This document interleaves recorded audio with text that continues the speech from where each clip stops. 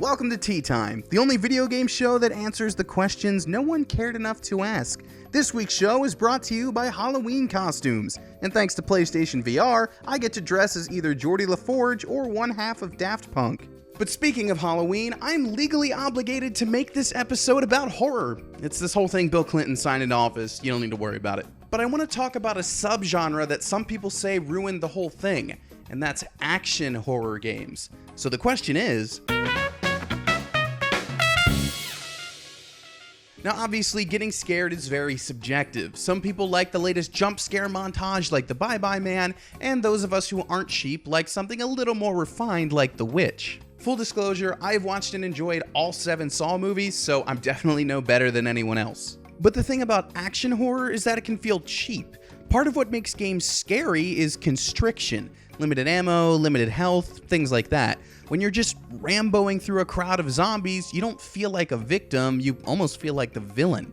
It's the difference between Resident Evil 1 and Resident Evil 6. Now there are some action horror games that get it right, but before I can dig into them, I need to bring out my guest for this week. So please welcome the only man I trust to talk about horror, the Crypt Keeper.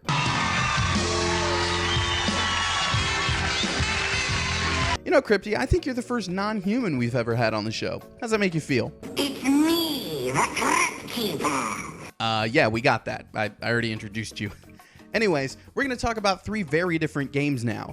Outlast, Resident Evil 4, and Dead Space. Now, each one of those games has its own fill of action, and each one is going to demonstrate a different aspect of why action can still be scary. First up is Outlast, in which Miles Upshur investigates an insane asylum. That's a pretty standard horror setup right there.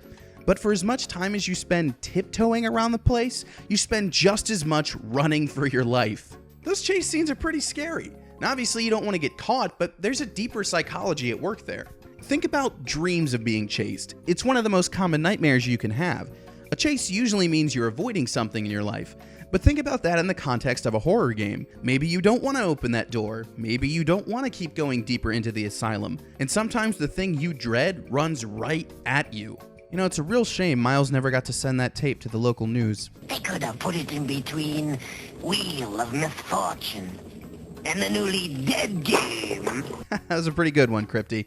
Now on to Resident Evil 4. Let me just say one thing right off the bat. Resident Evil 4 is hands down my favorite of the series. It was an evolution for the game in graphics and control, and it takes the idea of encroaching zombies to the next level while still keeping them scary. The game opens up in a small village, and the first big story beat is when the entire village, and yes, I do mean literally everyone in town, turns to attack you. Leon Kennedy has to straight up survive as villager after villager attacks him. Some use pitchforks and knives, but then that one dude shows up with a freaking chainsaw. And he's got a bag over his head, which just can't be good for your peripheral vision. Safety first. Not in Spain, apparently. Now, you're fairly well armed when you enter the village, but that doesn't mean surviving is easy. There's a real claustrophobia thing going on here because you're stuck in town surrounded by an army of zombies. It's quite similar to the mob scene in Frankenstein. Put yourself in the monster's place and then you'll start to understand. Crowds can be pretty scary, man. Now let's talk about the opposite thing. In space!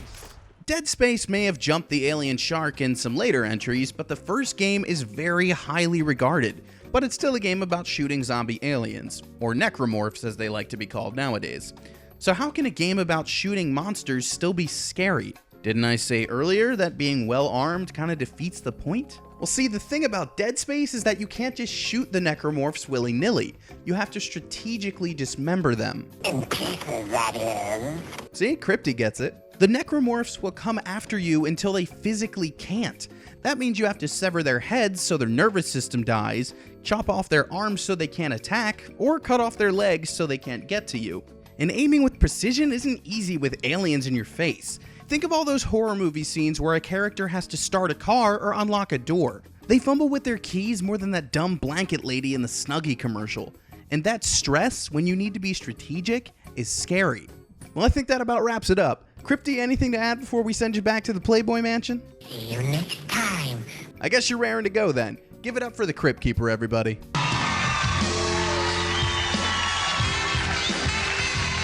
So that's my answer. Action horror games can be scary if they focus on things like chases and mobs and stressful situations that require you to focus. But thank you all so much for watching. If you have some sort of question or obscure topic you'd like me to dive into, please leave a comment below. I love checking those out every time, and in fact, the next episode is based on a comment, so thank you for that. And if you want more fun videos and podcasts and articles, head on over to LaserTime because we've got all sorts of crazy stuff over there. Thank you again for watching, and as always, let's go play some video games.